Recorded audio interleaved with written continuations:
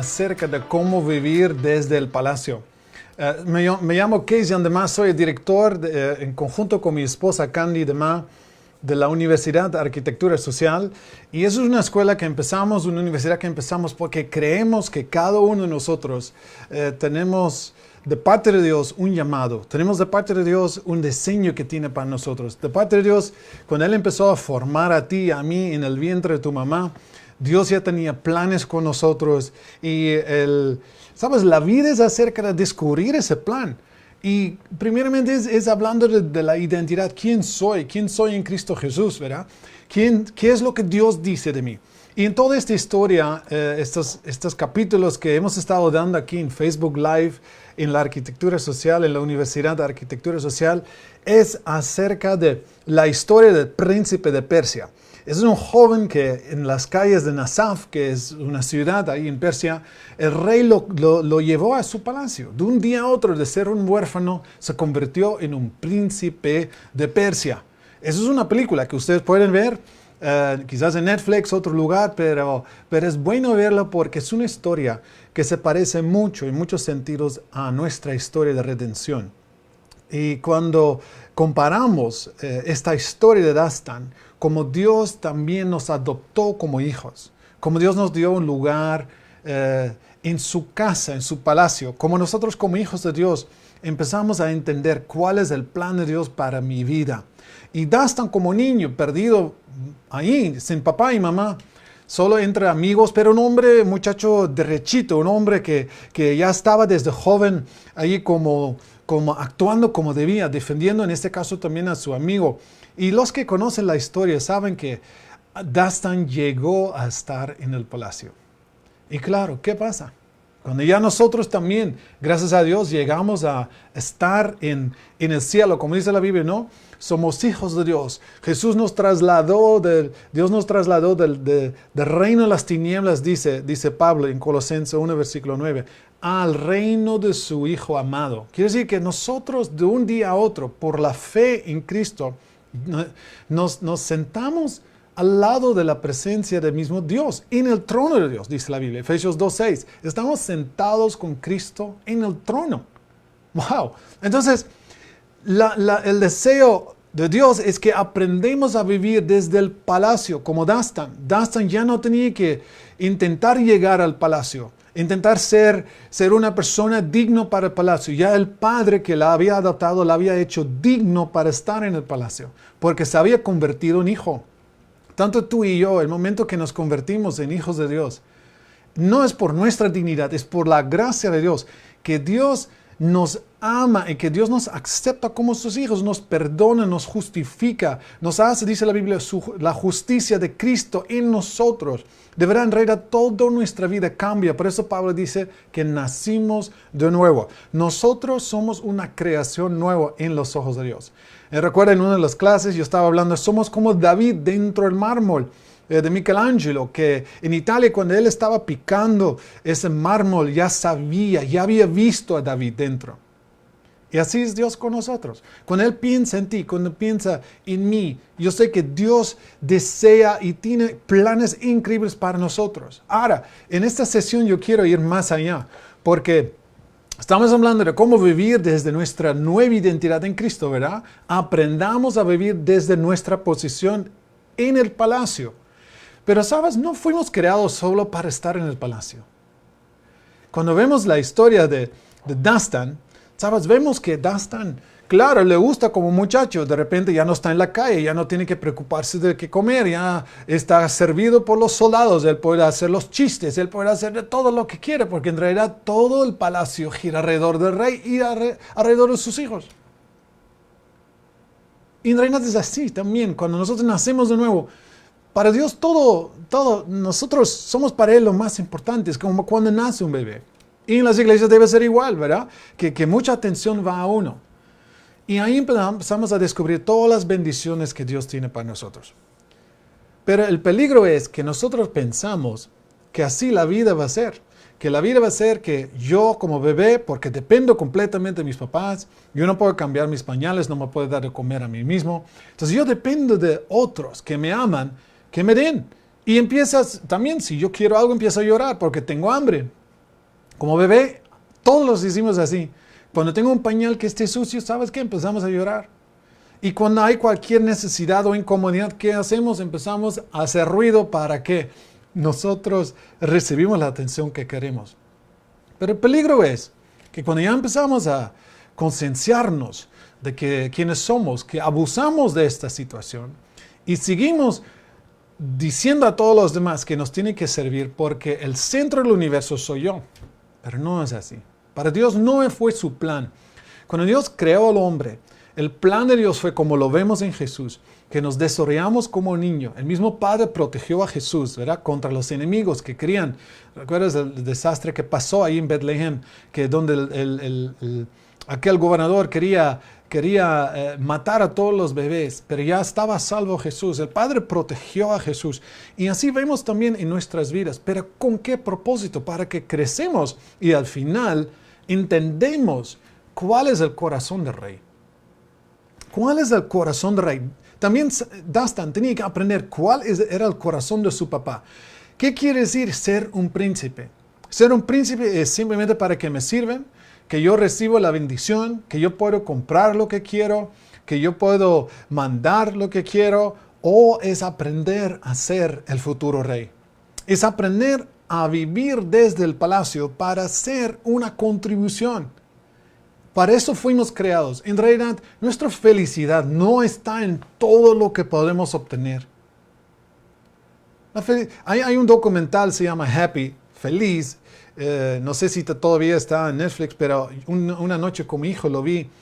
Y hacía ¿cómo se llama? Un research alrededor del mundo, hablando de la gente, ¿qué hace a la gente feliz? Y una de las cosas era, primeramente, cuando alguien pone metas, por ejemplo, quiere aprender a tocar un piano, empieza a luchar por eso, empieza a estudiar, y luego la satisfacción de llegar a cumplir esta meta nos hace feliz. Lo segundo es pertenecer a una comunidad, una familia, comunidad. Y lo tercero es devolver a esta comunidad. Son los tres pilares, como decimos, piernas de una mesita, que es nuestra vida, que nos hace feliz. Si nosotros solo pensamos en nosotros, si solo vamos a la iglesia porque ¿qué es lo que la iglesia puede hacer por mí? ¿Qué es lo que el pastor y los líderes pueden hacer por mí? ¿Qué es lo que yo puedo obtener para mí? ¿Sabes? Y también a veces cuando nos enseña que Dios nos quiere prosperar, las enseñanzas están muchas veces enfocadas para que solamente la prosperidad es para mí, para mi familia, mi negocio. Y por supuesto Dios quiere hacer eso. Yo creo que en todas las áreas Dios quiere que prosperemos. Pero no es el fin en sí de prosperar. El fin de prosperar es para que nosotros podamos contribuir. Y no estoy hablando de dar dinero porque tienes mucho dinero. Es una de las formas que puedes servir. Pero es contribuir con quién eres. Es con lo que Dios te ha hecho. Por eso el tema de esta semana en Facebook era, eres un regalo de Dios. Tenemos que entender de que somos un regalo de Dios para los demás. Somos un regalo de Dios en este plan para que otros puedan recibir de parte de Dios que solo yo puedo dar. Entonces, Dastan tenía que pasar por lo mismo. Dastan tenía que entender, wow, ¿cuál es el corazón de Dios? ¿Y sabes cuál es el corazón de Dios? Es este. ¿Sabes? Dice la Biblia aquí en Juan 3:16, porque de tal manera amó Dios al mundo, y la palabra en griego dice cosmos, quiere decir, todo lo que Dios había creado. De tal manera Dios amó a todo lo que Él había creado, que ha dado a su Hijo unigénito, para que todo aquel que en Él cree no se pierda, mas tenga vida eterna. Entonces es importante entender cuál era la razón para que Jesús vino a este mundo. Era, por supuesto, para salvar a la humanidad, pero cualquiera que quería ser salvo, que cree en Jesús, y por eso tenemos que evangelizar, por eso tenemos que hablar de Jesús, por eso tenemos que mostrar a Jesús qué vida tan increíble es una vida vivir desde el palacio, qué vida tan maravillosa es. No es una vida depresiva, no es una vida mala, no es una vida religiosa, que nadie quiere saber nada de eso, es una vida de gozo, es una vida de contribución, es una vida de servir a otros. Servir a Dios y desde ese servir a Dios, amar a Dios primero y de amar a servir y de servir a los demás. Entonces, aquí vemos que el deseo de Dios era rescatar, redimir todo el cosmos. Entonces, esto nos abre mucho el panorama, porque a veces hemos creído que nos enseña que todo esto se va a echar a perder, que a Dios no le importa nada de este mundo. Dios solo quiere salvar algunas almas, como si fuera el caso de Noé. No, Dios prometió a Noé que nunca iba a pasar lo mismo otra vez. Nunca iba a pasar lo que pasó en aquel tiempo, que todo lo que existía desapareciera. En Hechos 3:21 creo que dice Pedro en el día de Pentecostés, cuando está dando un sermonazo ahí a todos y la gente se arrepiente, hay más de 3,000 personas que entregan su vida a Jesús. Dice, Jesús, que ustedes crucificaron, dice.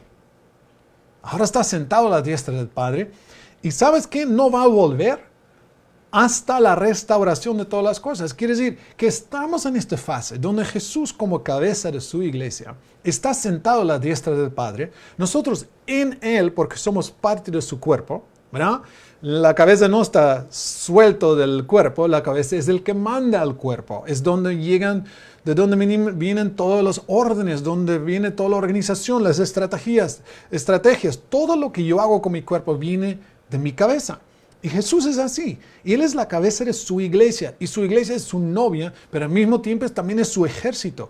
También es la extensión de Dios en esta tierra para establecer el deseo de Dios. ¿Y el deseo de Dios cuál es?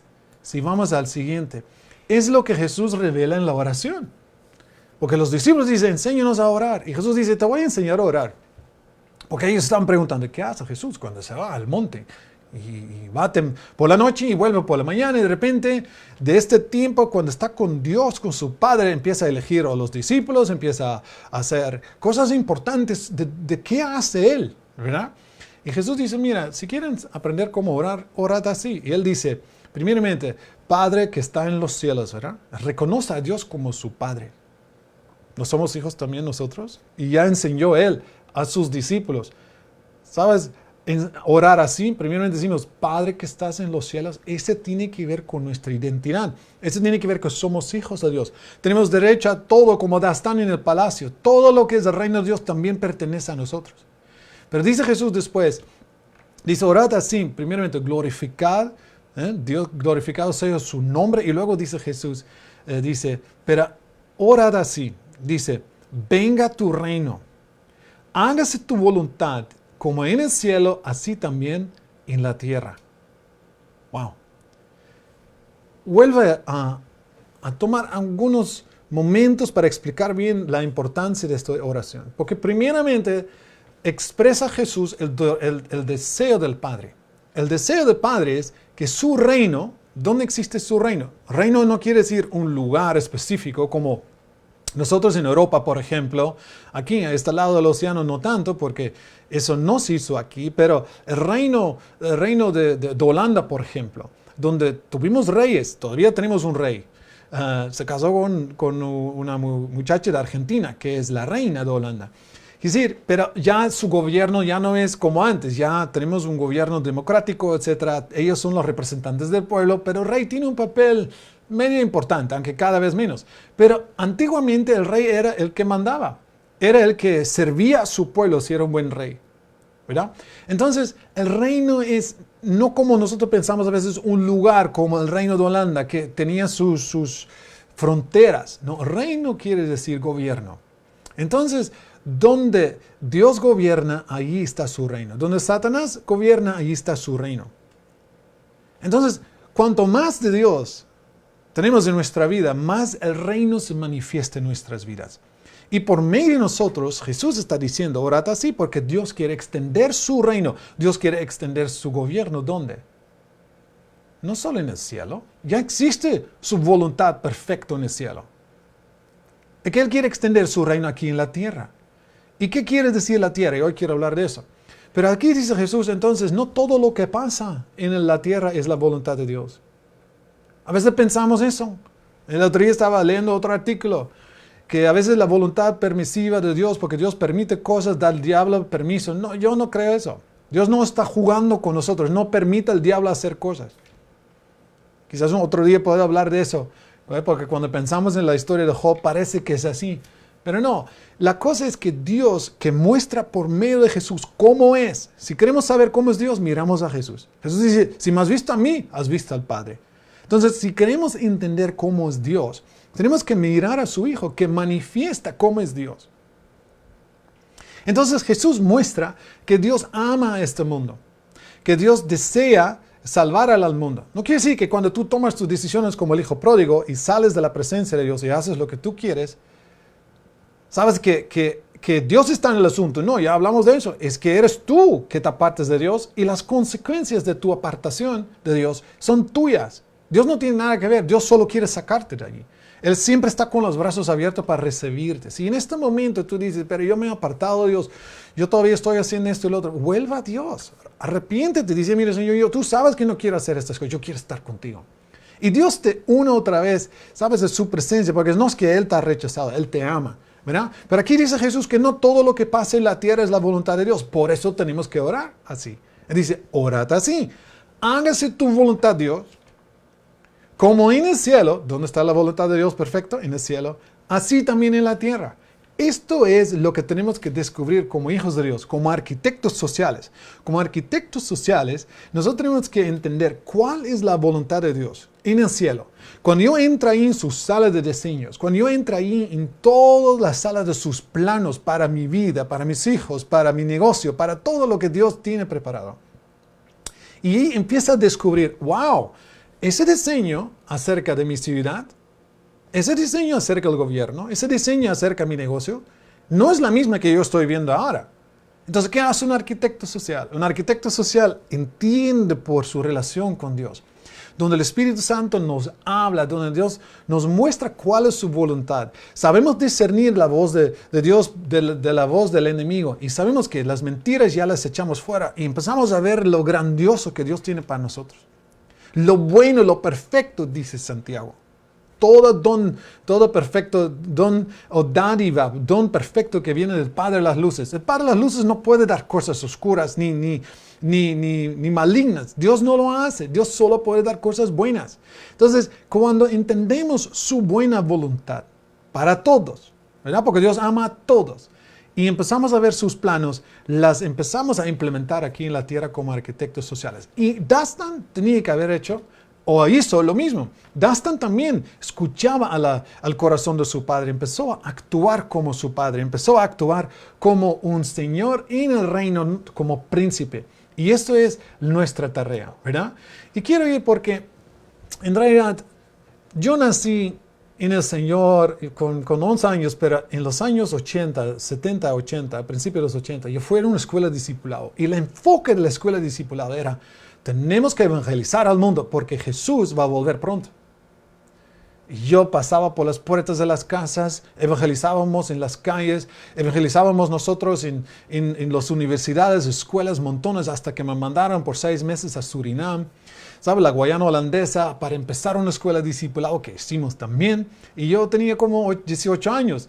Y increíble que fue el impacto de Dios por medio de nosotros en esta sociedad. Hablando, yo recuerdo estar en una sala donde 150 jóvenes se habían reunido, en la sala principal del colegio.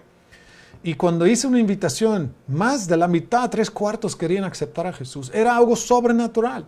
Y me encantaba, pero yo pensaba que esto es, luego hablábamos de discipular, pero discipular era más bien esto.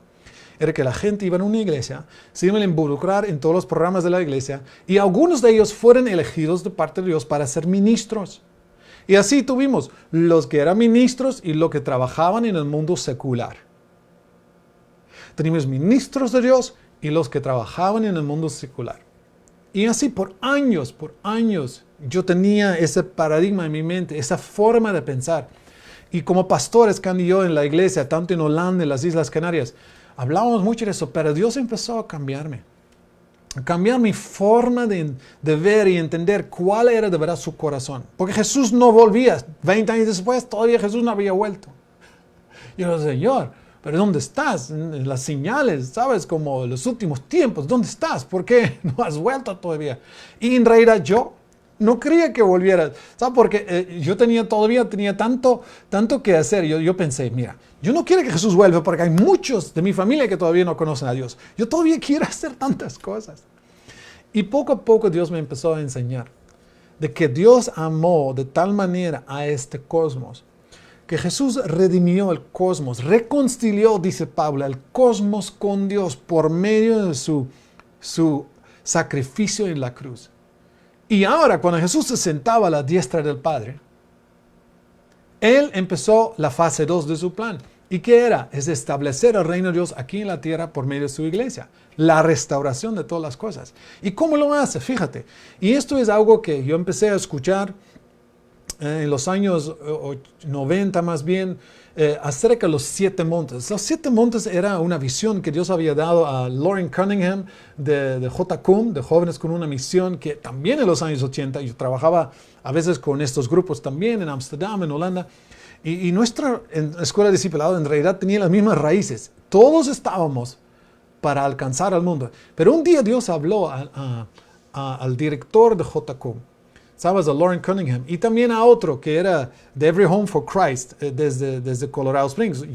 Más tarde nos mudamos a Colorado Springs y yo estuve allí también, lo vi, lo conocí, y eran 2 hombres de las moveras más grandes de evangelización en el mundo en aquel tiempo. ¿Sabes? Y ellos 2 se conocieron, habían estado trabajando en sus ministerios por años y se conocieron después de años, porque diciendo, queremos vernos, y se conocieron y hablaron de qué piensas tú, cuál es la voluntad de Dios para estos tiempos que tenemos por delante. Y uno empezó a compartir el sueño acerca que vio 7 montes, ¿sabes? Diferentes montes que representaban las esferas en la sociedad. Y el otro dijo que yo también. Y más tarde, Schaeffer también, que era un hombre, yo creo que era de Suiza, también muy influyente en aquel tiempo. ¿Sabes? Hablaban de lo mismo. Y ahí nació en realidad lo que es toda la idea de que Dios quiere usar a su iglesia, no solo dentro de las paredes de la iglesia, pero también para traer su reino a cada esfera de la sociedad. Y empezaron a hablar de los 7 montes que ustedes ven aquí. Y los 7 montes se trata de la familia, de la religión, de la educación, la economía, gobierno, ciencia, tecnología y arte media. Todas estas esferas independientes en una sociedad forman la sociedad. Es muy diferente en un país y ustedes no pueden olvidar eso. Y quizás hay mucho que hacer todavía, pero la libertad religiosa que tenemos en nuestros países, gracias a lo que pasó en la Reforma, gracias a lo que pasó en Europa, ¿sabes? Todas estas ideas de que podemos pensar sin que alguien nos persigue, mientras que mantenemos nosotros viviendo según la ley. Cada uno que obedece la ley no tiene que tener el peligro que puede expresar lo que quiere. Y hoy día las cosas están cambiando, porque si tú crees algo y por lo que tú crees te quieren castigar y te quieren controlar, eso nunca fue la idea de aquel tiempo, de traer esta libertad al pueblo, libertad de expresión. Podemos estar en desacuerdo, pero no quiere decir que por eso tú me vas a perseguir. Si yo hago algo que es contra la ley, por ejemplo, sabemos uno de los ejemplos más brutales es cuando algunas personas fanáticos pensaron que podían meter aviones en las torres aquí en los Estados Unidos, en Nueva York. Claro, ellos pueden creer lo que quieren, pero no pueden meter aviones o hacer terrorismo, todas las cosas que hacen. Esto nunca está justificado. Entonces tú puedes pensar cosas, otra cosa es actuar y hacer estas atrocities, decimos en inglés. Horrible, horrible. Yo recuerdo este momento antes de venir a los Estados Unidos, cuando lo vi en las Islas Canarias. Pero ¿por qué?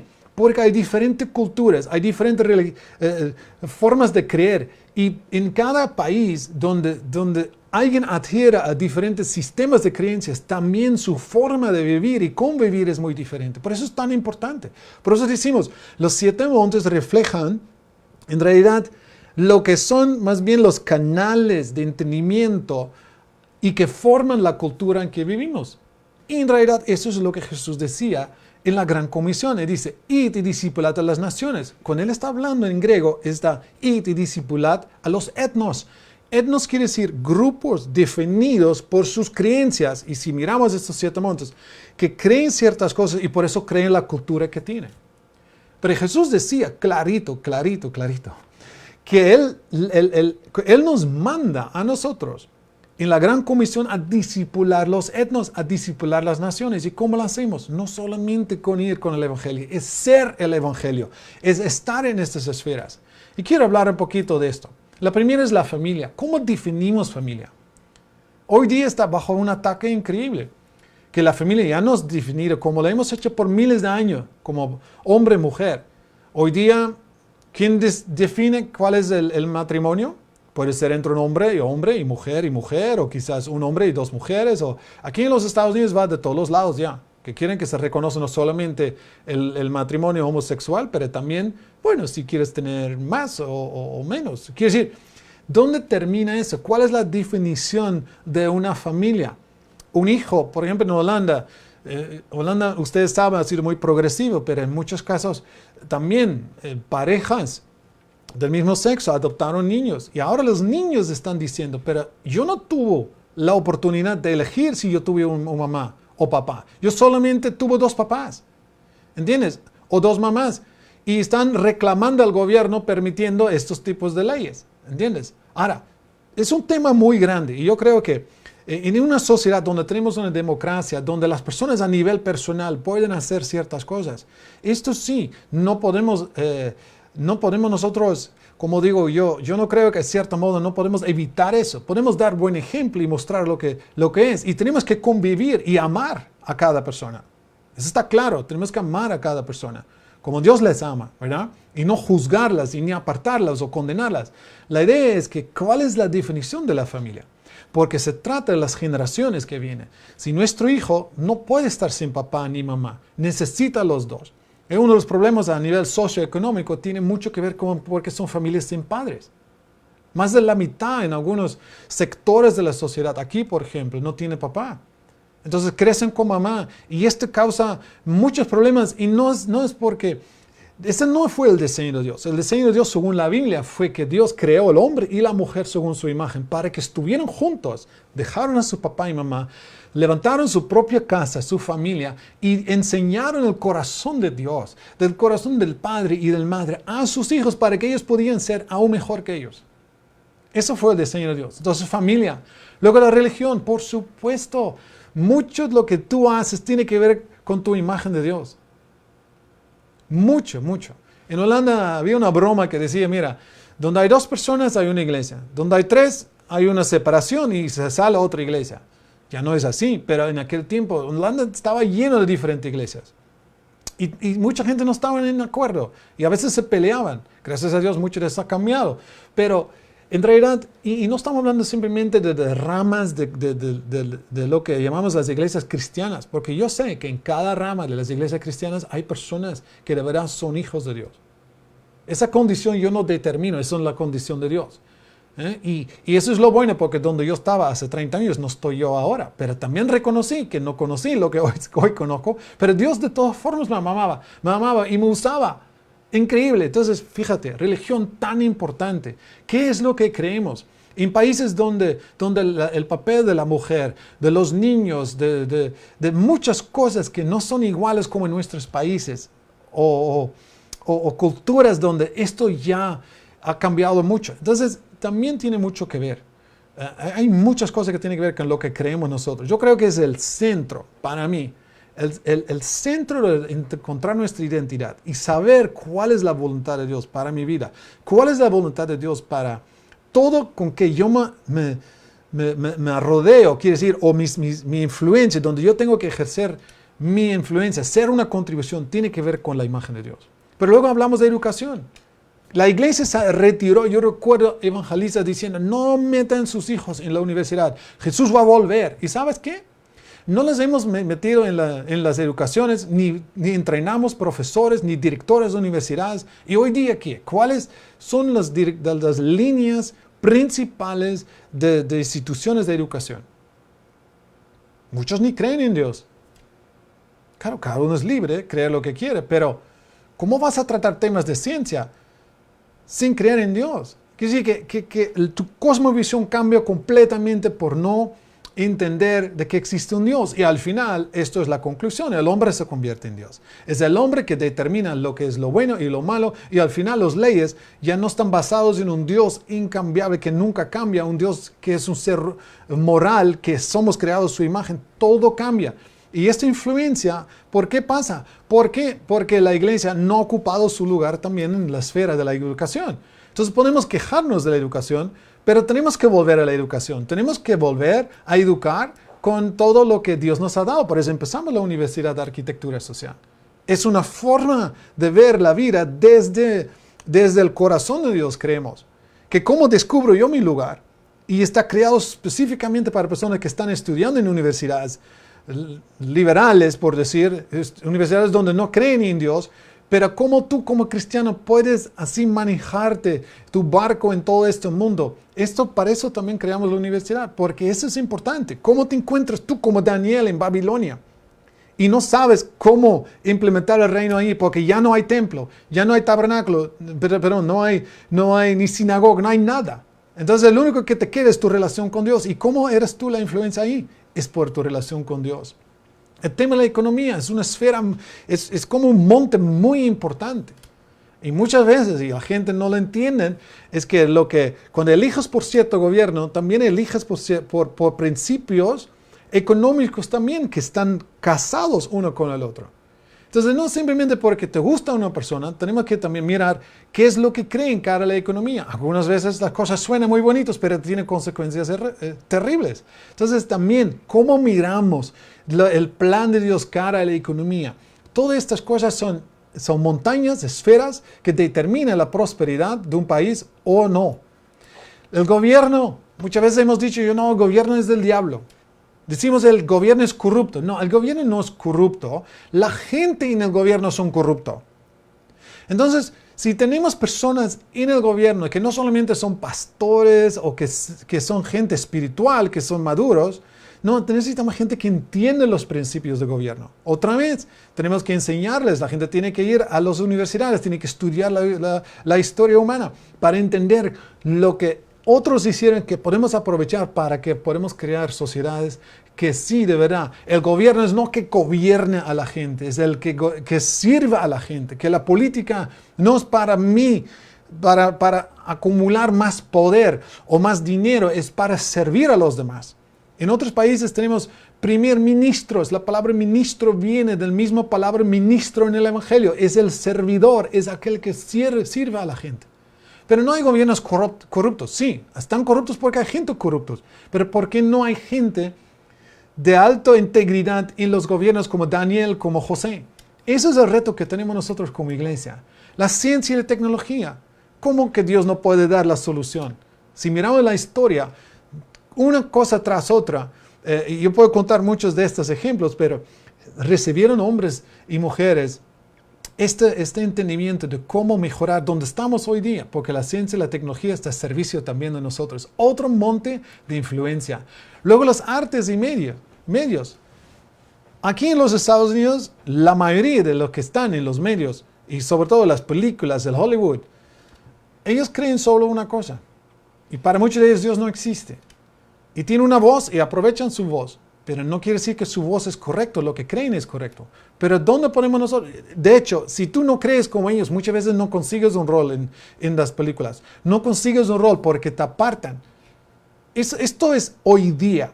Pero ¿sabes? Dios está levantando personas que si toman el reto, si toman su responsabilidad, su llamado está en uno de estos montes y sobre todo en esos de arte de media, donde están haciendo cosas para influenciar la sociedad. Mira lo que pasó ahora con COVID. Cada iglesia tenía que ir en línea. ¿Sabes? Ahora hay más evangelismo en línea que nunca antes. Y depende qué bueno lo haces y depende de lo que tú aportas. La gente va a conectarse contigo. Es tan importante entender todas esas esferas que Dios nos ha dado para servir a la gente. Entonces estamos hablando de Dustin.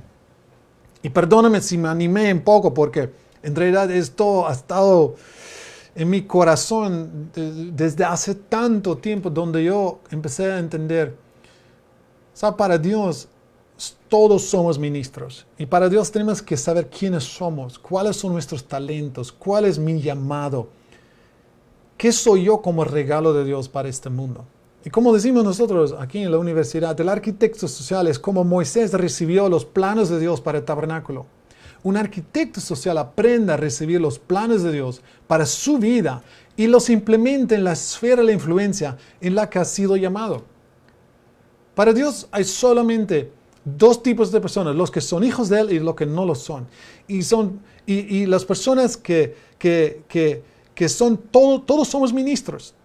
Para Dios somos ministros para ocupar el lugar que Dios tiene para nosotros. Si eso está en la iglesia, detrás de un púlpito, gloria a Dios. Si eso está en el coro, en la alabanza a los niños, gloria a Dios.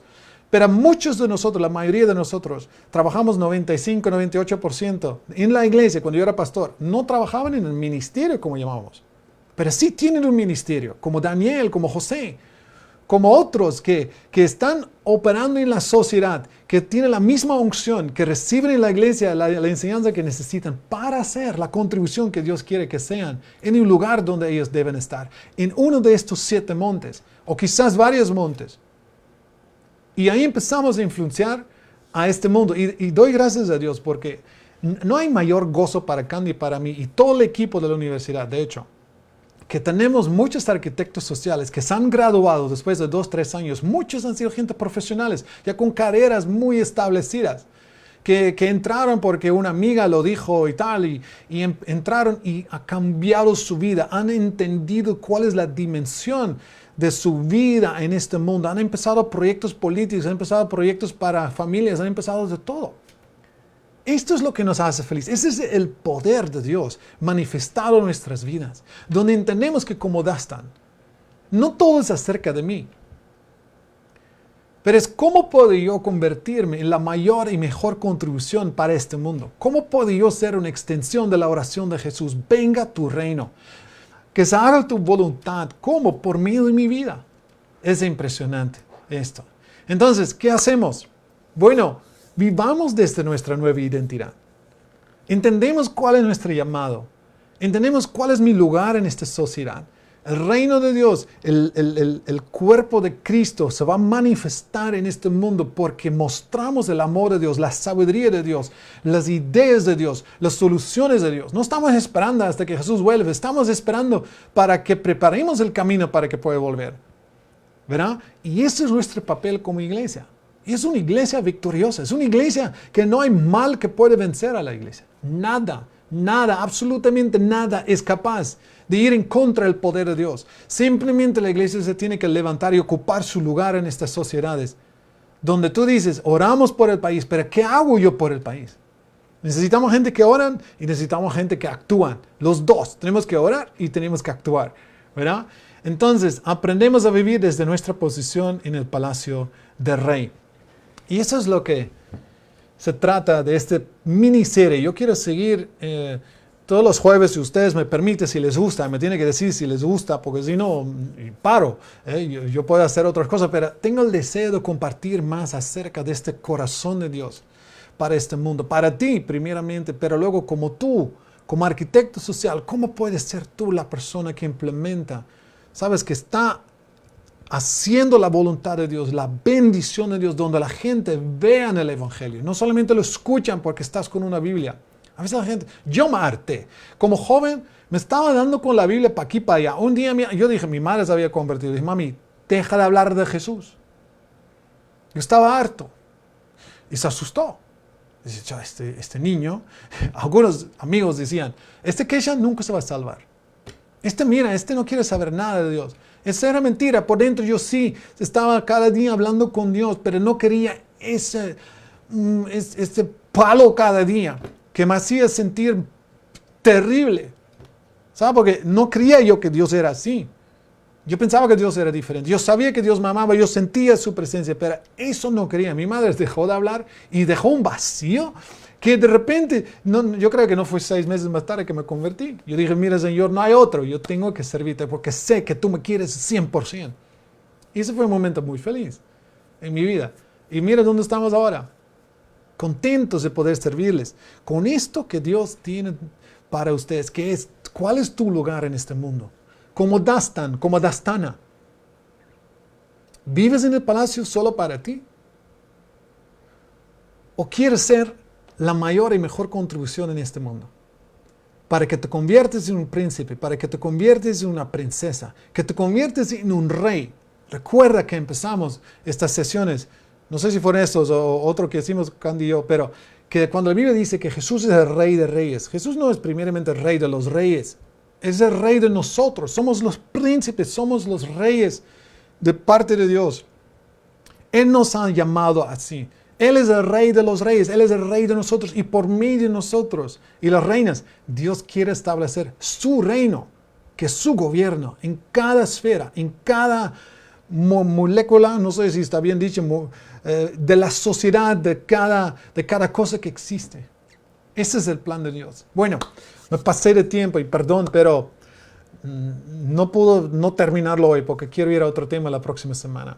Pero mira, quiero orar por ustedes porque sé que quizás dice, wow, yo estoy lejos de allí, yo voy a la iglesia porque a ver qué la iglesia puede hacer por mí. Es como si durante la semana mis pilas se descargan y tengo que volver como mi móvil a un cargador y entonces otra vez a que aguante una semana. No.